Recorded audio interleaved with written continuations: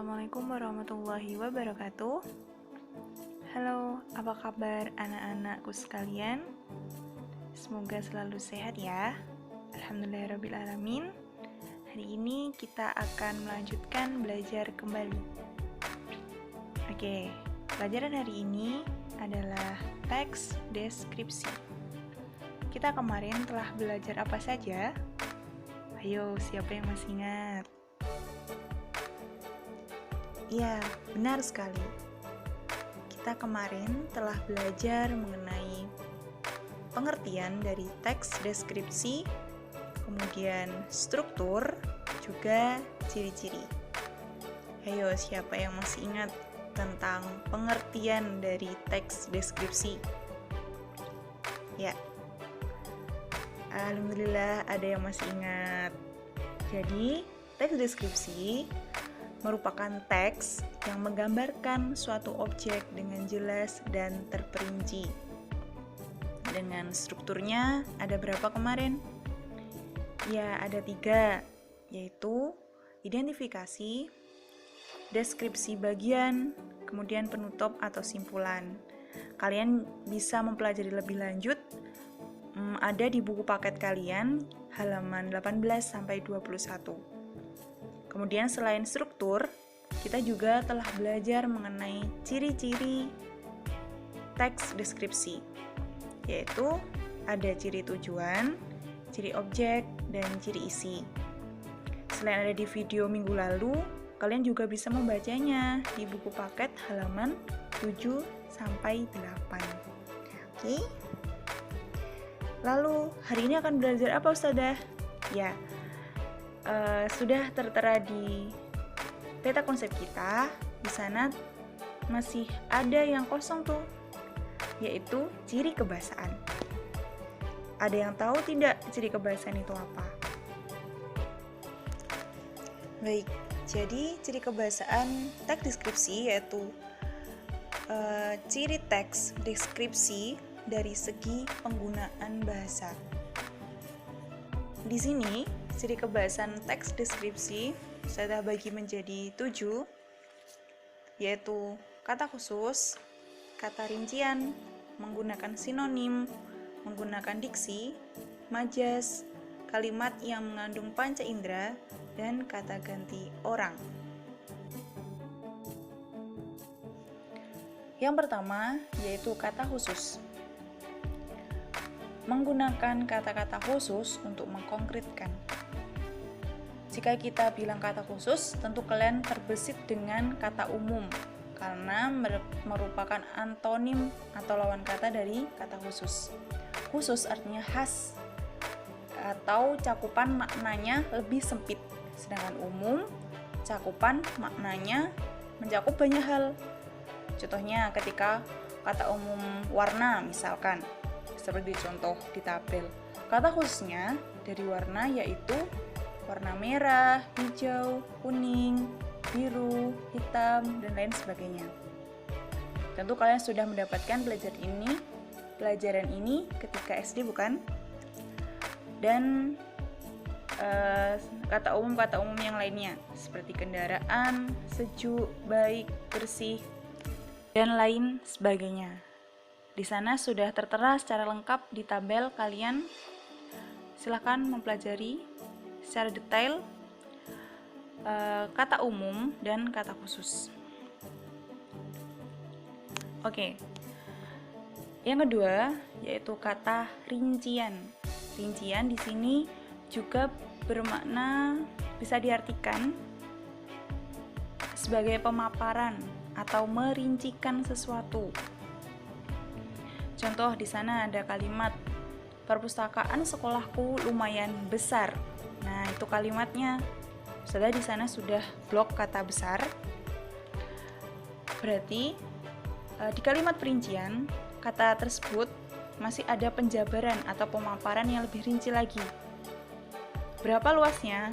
Berapa besarnya? Maksudnya luasnya sekitar 10 kali 30 meter persegi. Nah, ini perinciannya. Perincian dari kata perpustakaan sekolahku lumayan besar tadi. Kata besar dirincikan menjadi luasnya sekitar 10 kali 30 meter persegi. maksudnya rincian, dipaparkan kembali, dirincikan lebih rinci atau lebih detail lagi. Oke, contohnya juga ada ibuku orang yang sangat baik, kemudian ayahku orang yang sabar. Di sana kalimat-kalimat tersebut masih butuh kalimat atau kata yang memaparkan atau merincikan lebih jauh atau lebih terperinci lagi, seperti itu. Yang ketiga, ciri kebahasaan dari teks deskripsi yaitu menggunakan atau penggunaan sinonim. Tentu kalian sudah pernah dengar nih waktu SD, sinonim. Sinonim yaitu persamaan. Tapi di sini menggunakan sinonim dengan emosi yang kuat. Contohnya, ketika kalian mendapatkan kata indah, sinonimnya elok, permai, molek, mengagumkan. Nah, di sana kalian mencari kata yang serupa atau yang sama dengan kata tersebut, kemudian dipadukan dengan emosi yang kuat. Misalnya hanya sekedar indah, tentu tidak akan menarik pada kalimat deskripsi tersebut. Maka kalian harus memadankan kata atau mencari sinonim kata yang sama dengan kata tersebut. Tuh maksud dari sinonim di teks deskripsi. Juga ada kata sifat yang lainnya seperti baik, kuat, merah, dan lain sebagainya. Oke, selanjutnya penggunaan diksi atau menggunakan diksi. Oke, diksi itu apa sih Ustadzah? Oke, diksi merupakan pilihan kata yang tepat. Jadi tidak semua kata bisa digunakan atau tepat digunakan dalam suatu kalimat. Jadi kalian harus memilih mana kata yang tepat untuk mendeskripsikan suatu objek atau benda yang akan kalian gambarkan atau deskripsikan. Contoh di sini ada kata mati. Ada persamaan kata mati atau diksi kata mati yang lain, yaitu meninggal, wafat, gugur, dan sebagainya. Nah, penggunaan ini tergantung keadaan atau suasana pada waktu itu. Jadi kalian harus pandai-pandai memilih kalian kapan menggunakan kata meninggal, kapan menggunakan kata wafat, gugur, dan lain sebagainya ya. Contoh ada di lingkaran itu. Para siswa baru melihat pertandingan antar kelas dengan penuh semangat. Beda lagi dengan yang di bawahnya, walaupun kalimatnya sama. Para siswa baru menyaksikan pertandingan antar kelas dengan penuh semangat. Di sana ada kata melihat dan menyaksikan. Tentu dalam diksi atau sinonim yang baru kita bahas tadi, dalam sinonim mereka sama-sama satu arti atau satu makna, melihat, menyaksikan, sama-sama dengan panca indera yang sama yaitu mata. Namun ketika kalian rasakan pasti ada perbedaan. Tinggal kalian pandai-pandai memilih diksi atau pilihan kata yang tepat untuk menyatakan kalimat tersebut. Dalam kebahasaan teks deskripsi, kita juga harus menggunakan majas atau bahasa lainnya yaitu pencitraan. Menggunakan majas untuk melukiskan secara konkret. Mungkin di SD juga pernah kalian kenali. Di sini ada 3 majas yang sudah tampilkan. Sebenarnya masih banyak lagi majas-majas yang lain, namun saya tampilkan majas yang sering muncul, yaitu majas perumpamaan atau simile, kemudian ada majas metafora, dan ada majas personifikasi. Oke, singkat saja saya akan ulas satu persatu. Silakan kalian baca secara detail pada slide ataupun pada buku paket kalian, sudah ada lengkap pembahasan tentang majas. Di sini ada majas perumpamaan atau simile atau asosiasi. Intinya majas ini majas yang membandingkan dua hal yang berbeda, biasanya dicirikan dengan kata seperti, laksana, bagaikan, itu yang mengandaikan suatu dan membandingkan, ada dua hal yang dibandingkan. Kemudian majas metafora, namanya juga metafor atau metafora. Majasnya di sini juga sama seperti majas simile tadi, namun dia membandingkannya tidak dengan dua benda, namun membandingkan secara langsung. Contohnya, di sana ada Dewi Malam tersenyum kepadaku tadi malam. Dewi Malam di sini berarti bulan. Raja hutan mengaum tadi malam. Raja hutan berarti singa. Sang surya terbit dari ufuk timur. Sang surya berarti matahari. Jadi membandingkan secara langsung. Dewi Malam ibaratnya seorang dewi yang indah di malam hari, yaitu bulan. Nah, membandingkan antara bulan dan Dewi Malam. Bisa membandingkan satu objek secara langsung. Oke, selanjutnya yaitu majas personifikasi.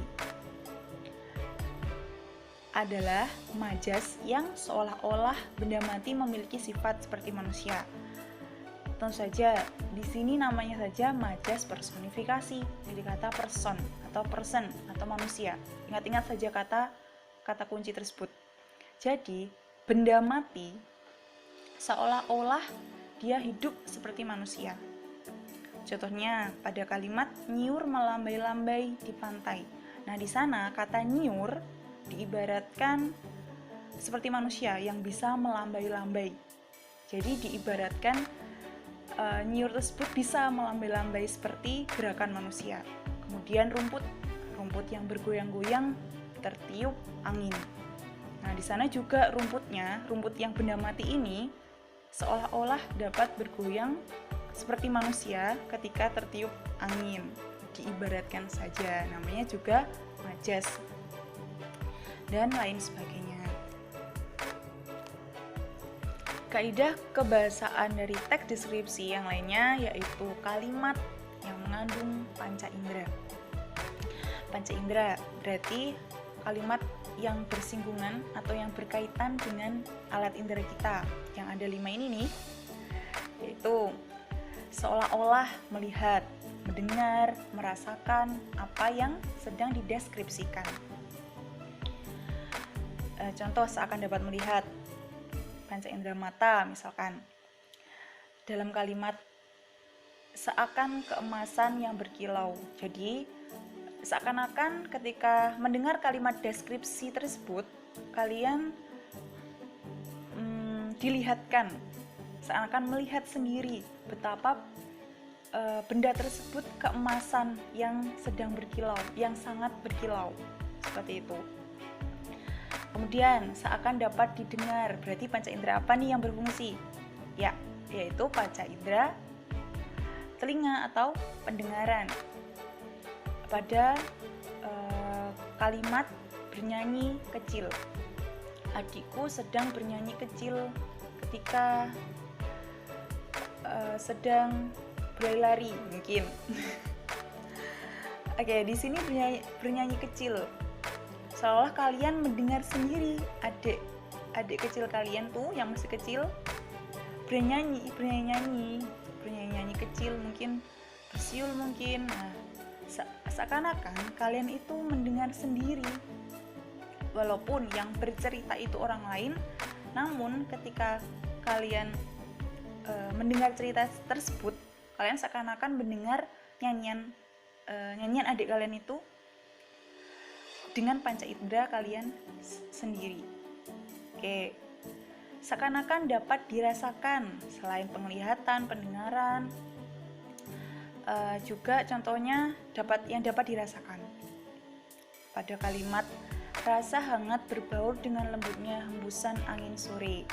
Nah, di sini yang dapat dirasakan apa nih?